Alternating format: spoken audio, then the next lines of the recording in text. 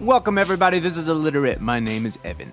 My name is Taylor. I read a book this week. I watched a series. This week, we are doing The Haunting of Bly Manor. No spoilers. No spoilers. No spoilers. I'm only a few episodes into this. Taylor is actually ahead of me. So we don't know exactly how this ends. Because it's not strictly one thing or the other. It's really fascinating. I'm really excited to delve into it. So let us be your annoying waiter who is going to source all of the ingredients and let you know exactly where everything is from before it's time for that amazing meal. So we're right in on the hype. This is brand new material, number one on Netflix, The Haunting of Bly Manor. This is from the mind of Mike Flanagan, who we've briefly covered here before for Dr. Sleep and Stephen King. But he has another very similar series to this. Taylor, you know more. It's the Haunting of Hill House, which came out a couple years ago, and it is also based on a book which we will get into. But see, the last Mike Flanagan I saw was Dr. Sleep. I wanted to watch Hill House before I got into Bly Manor, but that just was not logistically possible in the time frame. So I wish I was there. Yeah. And people say, oh, it's different from Hill House. So you're not missing much if you're like, oh, the whole point is that it's a completely different story. Interesting that they're using similar actors, but it's in the Haunting series, but it's a whole new standalone story. It is based on a very, very old novella released in 1898 called The Turn of the Screw by Henry James. And his stories and novels have been adapted over 150 times. So he's no joke. Good God. What is the brief summary of this? An au pair who heads the countryside Bly Manor, caring for two orphan children, Miles and Flora, sees apparitions of former employees. Could they be disturbing the children? Could it just be her imagination? And what you've said there is exactly what this novella is. It is basically that. They use the same names. It's a governess, since it's old times, instead of an au pair, which is just a live-in nanny in Europe. Okay. And the children are Miles and Flora, and she sees Miss Jessel, who was the previous governess. She also sees this other employee, Peter Quint, which is exactly how everybody's name. Mrs. Gross or Miss Gross is still there as well.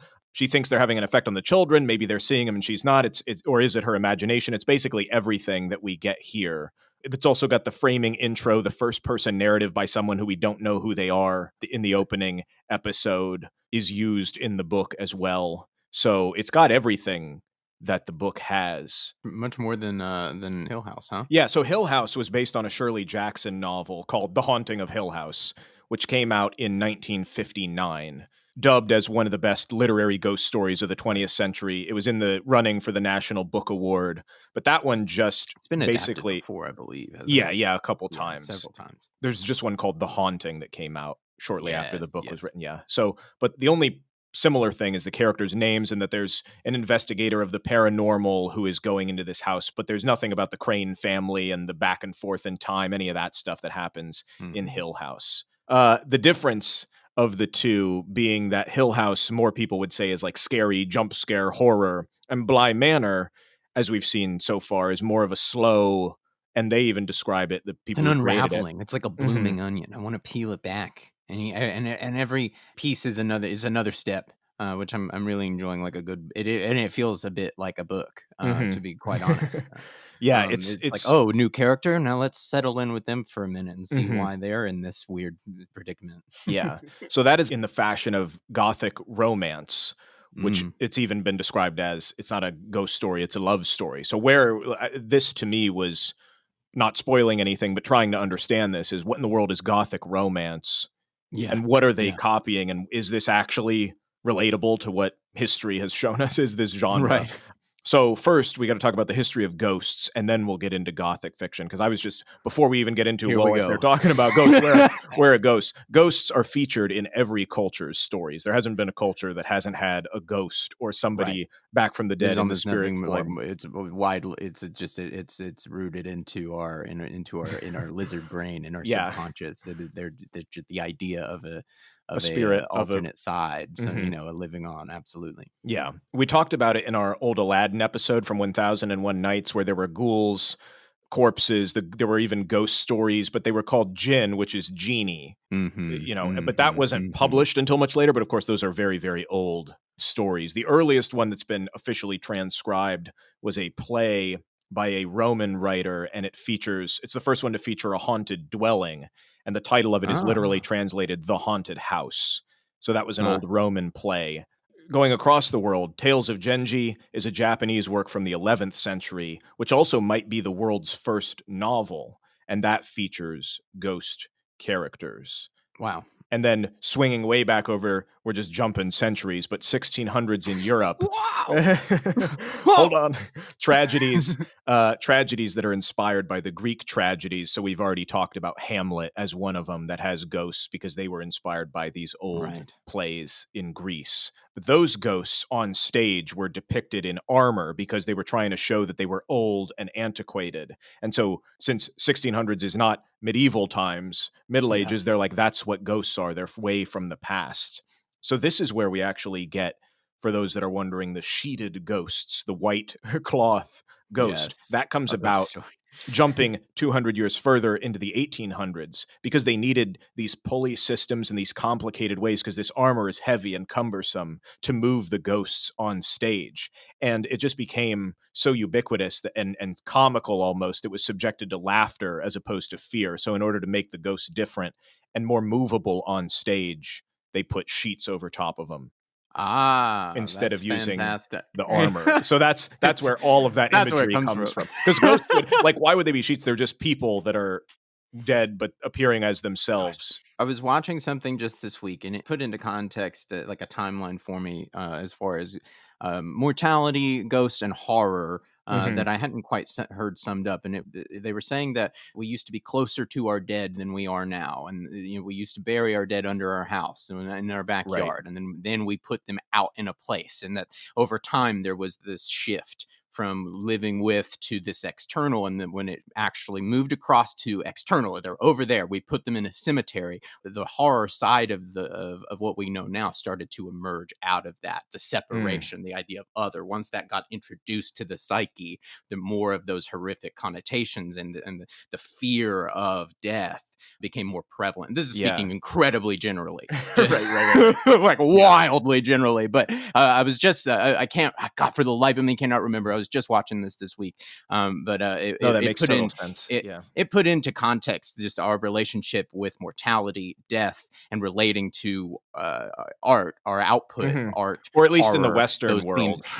Absolutely. Again, broad. Like that's one of the broadest statements I could probably make. I just thought it was really interesting to think of it that broadly and see the wide shift of it. Is like, okay, and then what spurs those types of movements. Well, it's good you bring that up, because here we have, now we're moving into the 1800s. As I said, now we've got sheeted ghosts on stage instead of suits of armor.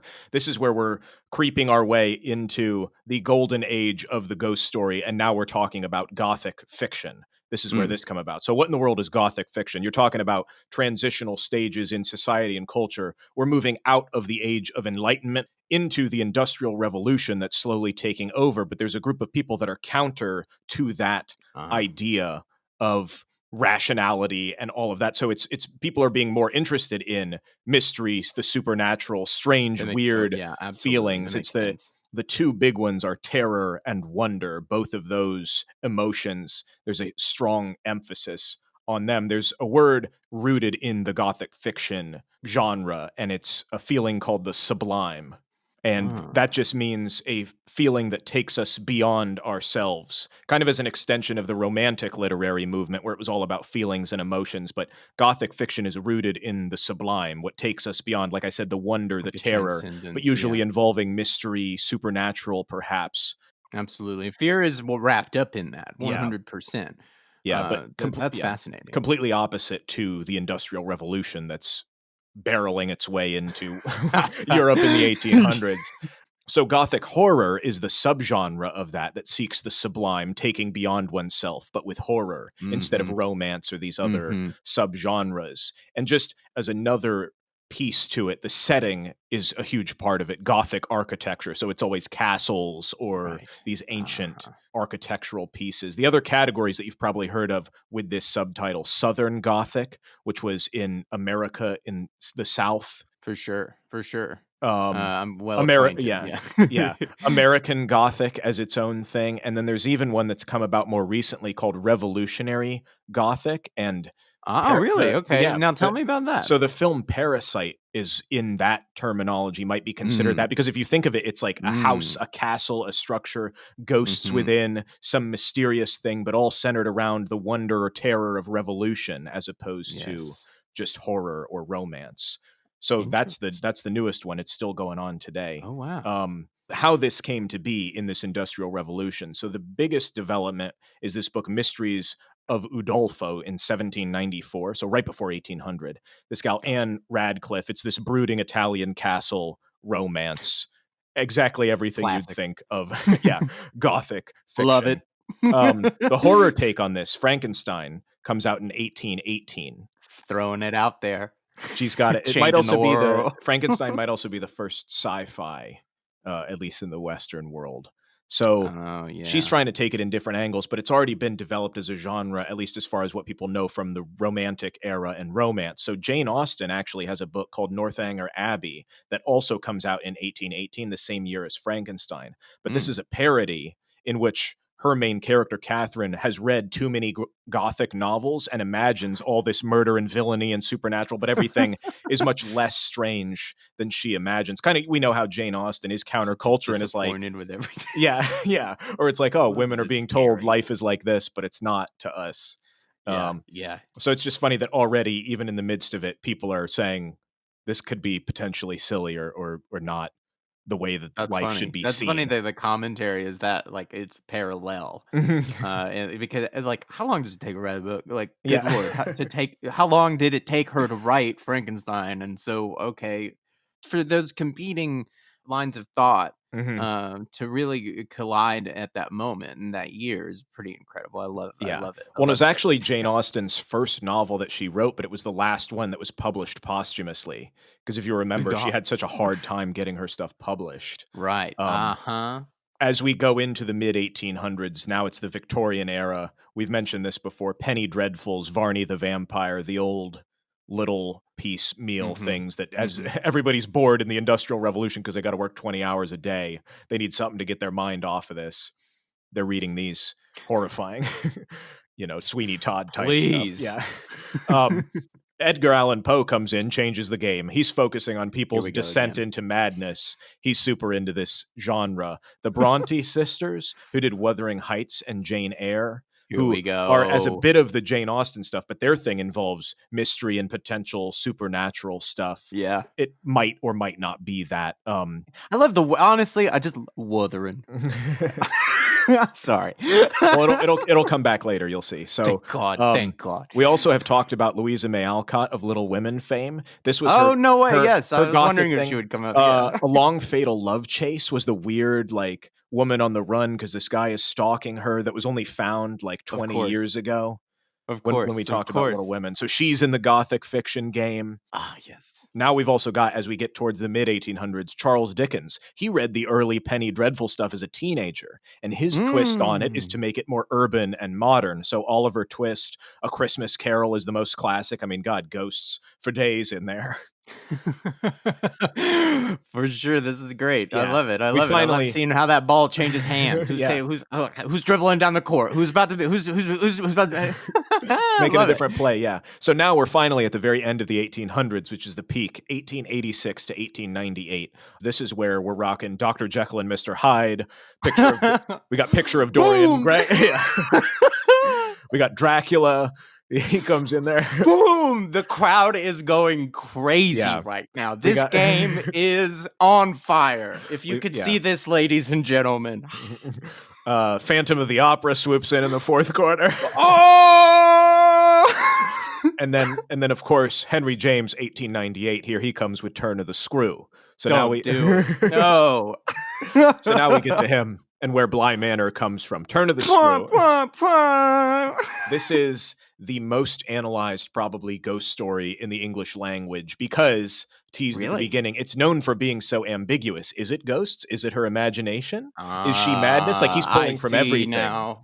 that Charles Dickens is Uh-huh. doing, that Edgar Allan Poe is doing. Also, perhaps even he's referencing Jane Eyre, which came out Mhm. in 1847, because in that she becomes a governess. There's odd things happening at this house that she can't I knew it. I speak knew it. to. I knew it. It's not a ghost. It's this crazy lady who is trying to escape. A whole different episode, Yeah, of probably. course. No, But it's totally. I um, mean, yeah, so you can see he's please. pulling from everything. But this turn of the screw is also his most adapted work. It's been adapted close to 30 times thus far. Wow. There Oh was my God. there was an opera in 1954. The Innocents was a play in 1950, and then became a very famous movie in 1961. The most recent ones, The Others with Nicole Kidman, that came out in Yes. 2001, Yes. very loosely based, but still has a similar premise. And then there was a movie called The Turning that came out in January of 2020. We were going Right. to And we all cover it, yeah, did it. but clearly, obviously, nobody saw it because you haven't heard of it, Yeah. and here we are No. talking about it. So we knew this was coming and would be more conducive to the conversation, but been done time and time again. Why is it important? In terms of where it sits in his canon, it's the end of his second period of writing. He has 3 periods of writing before he gets into his more esoteric stuff. And like I said, you could see it as a ghost story. You could read the Yeah. whole thing through as a ghost story, or you could read the whole thing through as a woman who's going mad. And you can Right. read it both ways, and everything that he puts in there pulls the rug out from under you as to That's whether or not incredible. I this is mean, what's happening. to be able, I mean, that's reaching a bit beyond the page. It's really dealing with real perception. Mhm. What are you bringing to the story? Well, and that's And why that's what I love. yeah. How do you feel about it? Which, depending on what you're in, what story you're looking for, or what your experience is in life, you might Mhm. have a different viewpoint of is this a horror? Showing something with that duality. I mean, I love that. I mean, that really is trying to reach out beyond the page, Yeah. and I mean, that's really using the horror as Mhm. a real device about your perception. Or can you trust what you're seeing? Can you trust what you're feeling? Exactly, as the framing device. So he wants to do that to the reader. So at the beginning, where we see, oh, here's somebody telling this ghost story. I usually hate stuff like that, where it's like, why are you telling me that you're telling a story? Just Right. put the story. But the whole point is, because the people that are about to listen to this story that this guy is telling about a ghost, they're like, oh, well, we'll just see what happens in it, and it'll tell us what's going on. And he's like, no, no, no, do the work, read between the Yeah. lines. Yeah. Essentially, is why he's putting the person telling you that they're telling you a ghost story, is because he doesn't want you to just think it's a ghost story. So he's already priming the audience to be like, this isn't maybe what you think it's going to be, which is crazy for the time. Playing with expectations and trying to get an active audience is like Mhm. half the battle. And if you can find an impressive little it really is. If you can find just a little magic trick to get them in Mhm. on it, oh, you won. Yeah.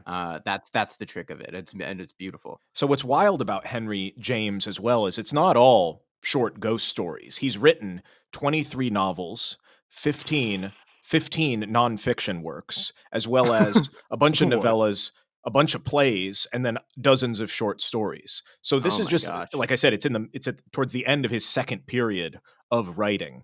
Just some history on him and where he's coming from with all this. Like, how does this Yeah. become the best talked ghost story in the English language?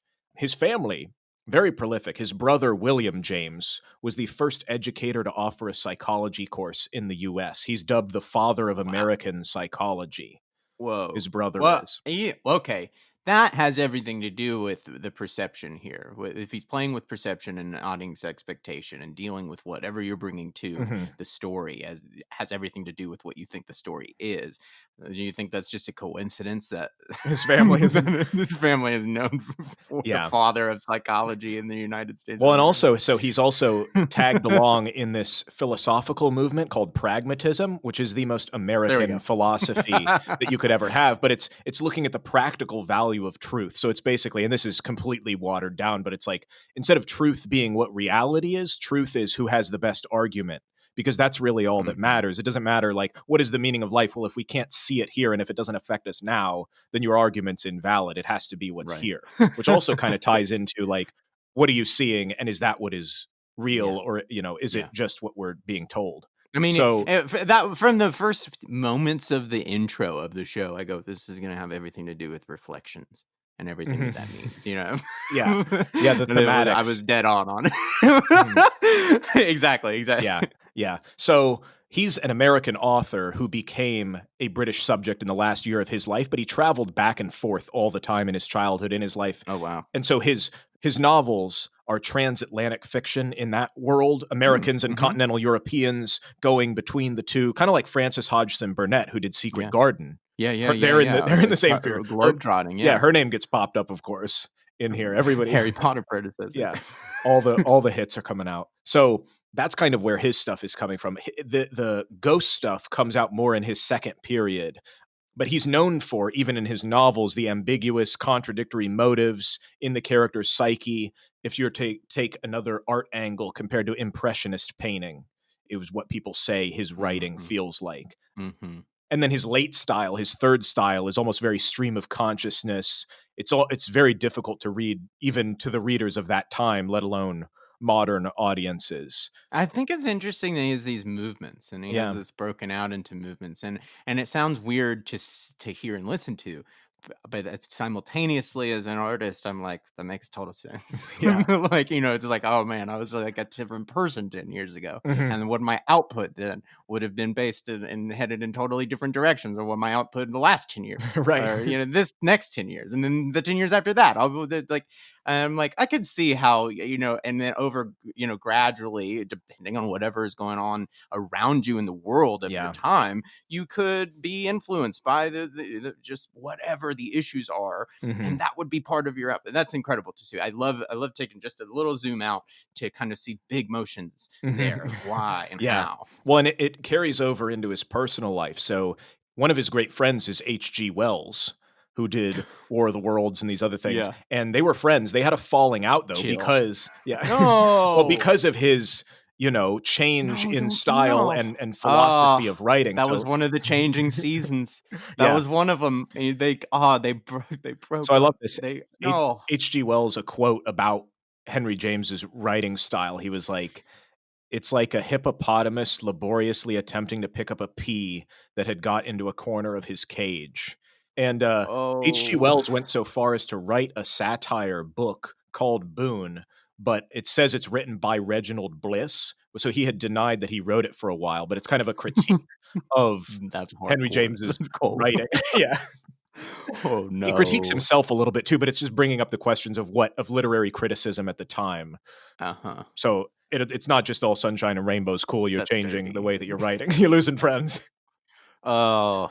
But even to further my point, doesn't it make sense of how just things that happen in your life? I mean, just anybody's life. I mean, gosh, that's interesting. And it's almost more now talking about it, I'm interested that more artists don't actually look at their work in the waves, I guess, and or at least have some sort of recollection or parallel to their life and whatever is what I mean, you want to talk about something, we all do. Or like we talked about with Sherlock Holmes, how after World War I and a lot of his family died, he's like, well, I'm done with it. Yeah, exactly. Or he's going to be more empathetic, Exactly. No, this is exactly what I mean. I and it's not, I don't want to take it too far in any direction. Again, I speak really generally, but I think these are important things. I think this helps kind of connect the dots. Yeah. Trying to understand.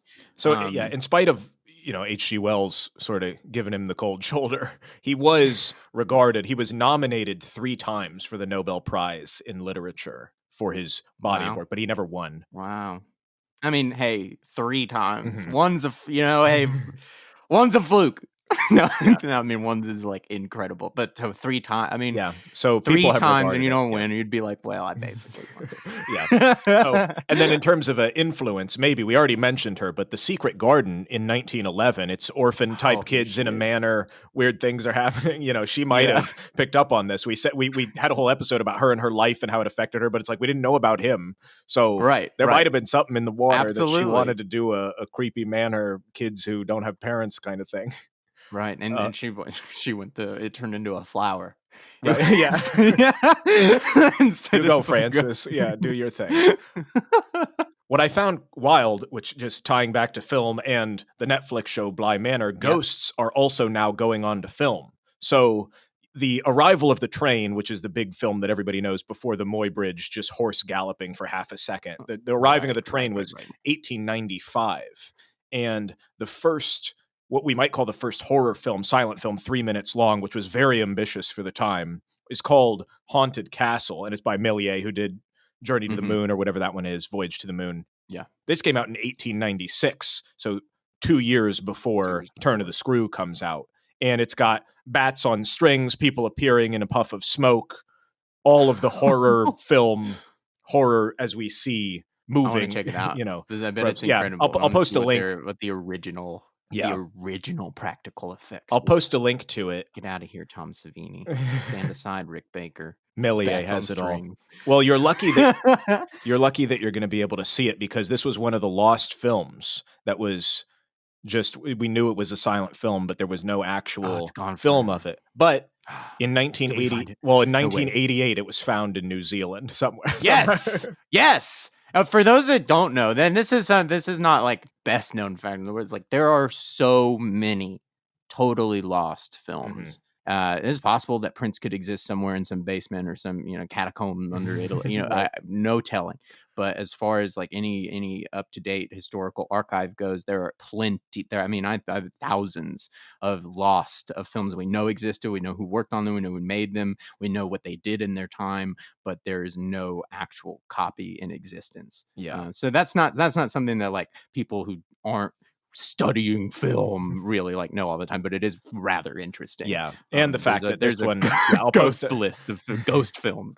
I'll post a link. We can actually see this one if you wanted to get the first. That's incredible to have one resurrected. So to take for our audience, like there are thousands of films that will probably never ever see the light of day again. This is an instance of one that actually came back from the dead. We got a zombie film and got cool special effects and horror stuff. This is incredible. Yeah. It's incredible. So here we go back to The Haunting of Bly Manor, Netflix. Still not spoiling anything. I didn't realize, and I don't think a lot of people, you had said it was based on the Turn of the Screw, which, as we said, all the character names are the same, the whole premise is the same, everything that's going on is the same. Ambiguity, ghosts, not, who knows? That stuff is all in there. But in reality, Mike Flanagan, who has come up with this, is basing it on, he said, several of the Henry James canon and his works and whatnot. And I looked into this on my own. Yeah, I looked into this on my own, and I didn't see that anybody else, which I'm sure somebody else has, but just consider this a scoop. If you look at the titles of the episodes of the Netflix show, they are Henry James short stories or other works that he has done. And so then I went and looked at what those short stories are, and they are a reflection or loosely related to, even if they have nothing to do with ghosts, because he didn't just write ghost short stories. Like, so episode 1 is called The Great Good Place. And I looked up that short story that he had written, and it's about this busy writer who has this party and all these guests, and he doesn't want to be there. And there's this fantasy world that he's able to get away to, but then his servant wakes him up. And so he doesn't know whether that was real or whether it was all a dream, which is very much the tenor of the first episode of the show. Right. And of the series as a whole. Like, what is happening? Is it real? Yes. Is it not? The second episode is titled The Pupil, which is another one of his short stories. It has nothing to do with ghosts. It's about a student who gets in a lot of trouble, befriends his tutor, the only actual adult he can trust, which is, in the second episode, it centers on the young boy and his issues in boarding school. And it's crazy to me. I won't go through all the episodes, but literally every single episode, if you look back at it, it is another Henry James short story that has something to do with the plot. So just the care and the layering of, like, they know Gothic horror. Like they're completely enraptured in Henry James' work. That's incredible. Which I don't think anybody perhaps really is thinking about that, being like, oh yeah, it's based on the Turn. I haven't seen that listed anywhere. I haven't seen Yeah. that listed anywhere that those titles are actual short stories from. I mean, I've seen like on the Wikipedia and stuff like that that it like hints that they are Yeah. they're like, we really love him. Yeah. But, you know, that they're using more of his material, but it's really, this is it, it's Turn of the Screw. And not just that the So title, that's really and not cool. just that the titles are, oh, this is cheeky because it's another one of his. It's like, no, the actual content of the episode. No, you the could themes spoil are, it for are right there. Yeah, you could spoil it for yourself potentially if you knew his If short you, stories if you, and just if watched you the title. knew all of those stories and you read the titles, you could spoil the season for yourself. Right, exactly. We're just banking that nobody has read all of the work from the 1890s. Yeah. But I just thought that Sorry, was amazing. fans out there, don't get ahead of yourself. You Henry James buffs. Yeah. But I thought that was amazing and marvelous, and what a wonderful It's conclusion brilliant. to the That's non-spoiler episode. Yeah, no, that's incredible. I wish you saw more of that as just a workflow precedent in Hollywood of like the Jurassic Park franchise actually looked into Michael Crichton, like all like, of his work, what he wanted to talk about, you know, like I wish that was more the state of things. So I love it when somebody like Mike Flanagan just really goes head first, not just into material, but into the author and all of their material. We know the relationship that he has with Stephen King, but he looks like he's not just able to do that quality and level of work for somebody like that he has an actual relationship. He can actually put what he's learned from all of that into making something new with an author who's not around anymore. I think it is evident just right there that he is going back and taking everything he learned through doing all of the Stephen King stuff. Okay, how can I do that with a guy that's not around anymore? A different horror that people haven't. Yeah, Gothic horror. Yeah, it's amazing. This is wonderful, guys. Check it out with us. We're watching it right now. The Haunting of Bly Manor. Thank you so much, Taylor. Yeah, thank you. We are going to keep up the Halloween stuff. We're doing the spooky subjects this month. If you haven't noticed, we're going to keep it going. Lovecraft Country, it wraps up, so we will be actually doing a full look at that, and we're going to keep up the scary vibes. As always, let us know what you think. Let us know what you're watching. Reach out to us at ILLITERATE Pod on Instagram. Send us a message. Thank you so much for listening.